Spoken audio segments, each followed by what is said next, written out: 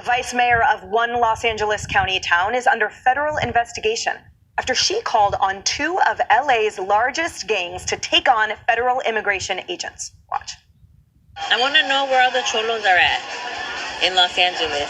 18th Street, Florencia. Where's the leadership at? Because you guys are all about territory, and this is 18th Street, and this is Florencia. You guys tag everything up, claiming hood. And now that your hood's being invaded by the biggest gang there is, there ain't a peep out of you. So whoever's the leadership over there, just get your members in order. This has had its fair share of violent gangs, but few, if any, can match 18th Street. What started as a small crew in the 60s exploded into a force that took over the streets thanks to an open-door recruiting style that welcomed anyone other gangs wouldn't. Now, with thousands of members and deep cartel ties, they don't just run the streets, they own them. This is the rise of one of LA's deadliest and most notorious gangs.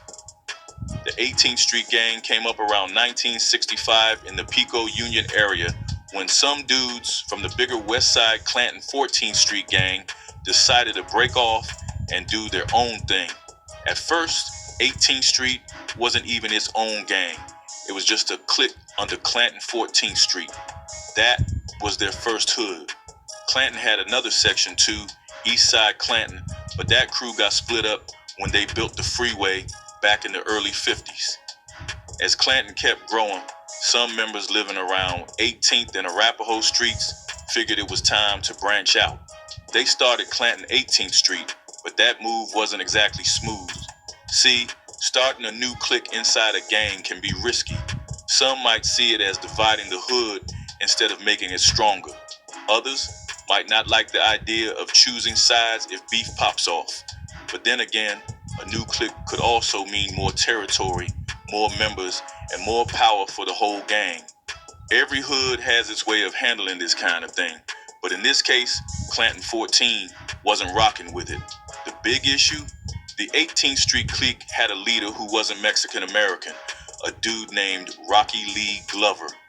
That didn't sit right with Clanton 14 since they only allowed Mexican-Americans in. So now these young dudes had a choice: stay under Clanton 14's rules or break away and form something new. Some stayed loyal to Clanton, but Rocky Glover and about 12 others took a stand. They split off, and just like that, Barrio 18th Street was born. What started as just another clique under Clanton 14 quickly turned into a rival gang. The split hit Clanton hard. Over time, they lost most of their old territory in Pico Union. Now that whole area is mostly controlled by 18th Street and a few other gangs. Funny how one small act of defiance can change the whole game. What made 18th Street different from the start was that they let in people from different races and nationalities. That made them one of the first multiracial gangs in LA. At first, most of their members were Hispanic immigrants, but by the 1980s, their numbers exploded. A lot of Central American and Mexican immigrants were moving into Pico Union and Westlake, but the local Chicano gangs weren't having it. They treated the newcomers like nobodies, jumping them, running them out, but 18th Street, they welcomed them in. In some parts of South Central, where Crips and Bloods had been running things for years, 18th Street didn't even have to fight their way in. They just showed up and took over. To get in, new recruits have to take an 18-second beatdown or do whatever crime an OG tells them to. I want to know where all the cholos are at in Los Angeles. 18th Street, Florencia. Where's the leadership at? Because you guys are all about territory, and this is 18th Street, and this is Florencia. You guys tag everything up, claiming hood. And now that your hood's being invaded by the biggest gang there is, there ain't a peep out of you. So whoever's the leadership over there, just get your members in order. Cudahy, California Vice Mayor CYNTHIA Gonzalez mentions the infamous 18th Street Gang and Florencia.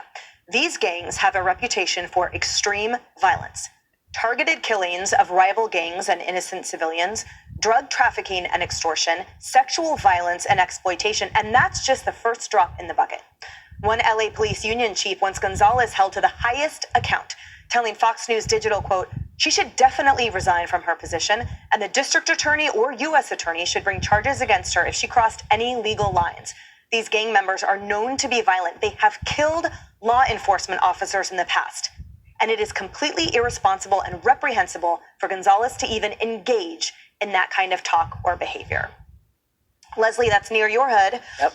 Talk to me about how the community feels about her call to action here. And I'm really hoping that they stand with law enforcement in there and see that this is reprehensible too. Oh, I'll tell you what they think, because I live in Los Angeles, and thank you so much, because I'm so tired of watching people on TV across the board who've never been to LA telling me what they think. What she said it was disgusting. I would agree there. Overwhelming majority of people, even in that community, think that that's disgusting, that she should resign or she should be terminated. But what we further find disgusting, yesterday at my post office, we had ice in the parking lot. My post office is ground central for everyone who lost their home or their home was damaged like mine in the Eaton Canyon fire. These people are traumatized, and you got these guys, and we don't even know if they're really ICE. They're refusing to give their names, their badge numbers, show their faces.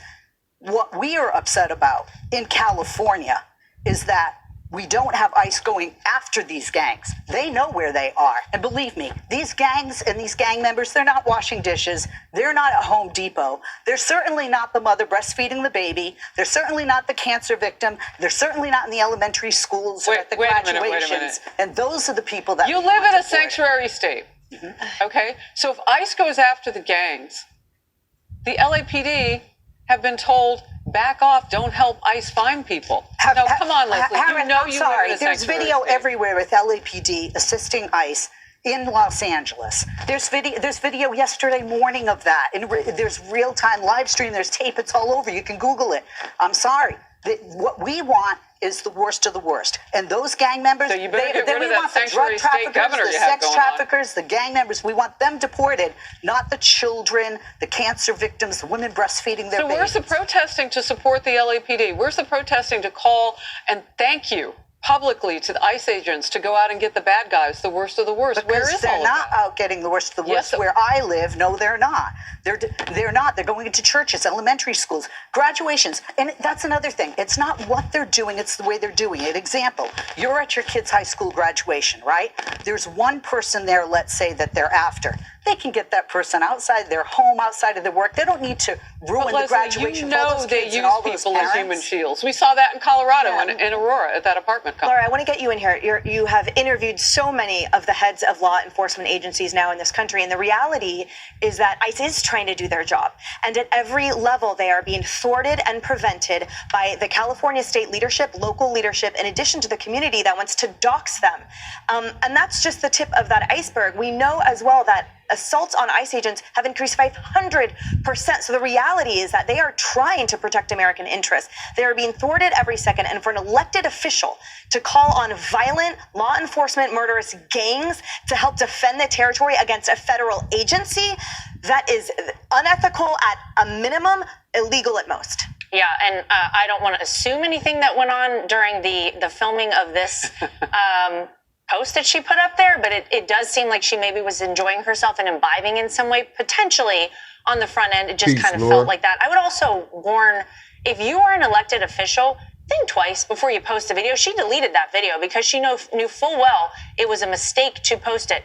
You're right, though.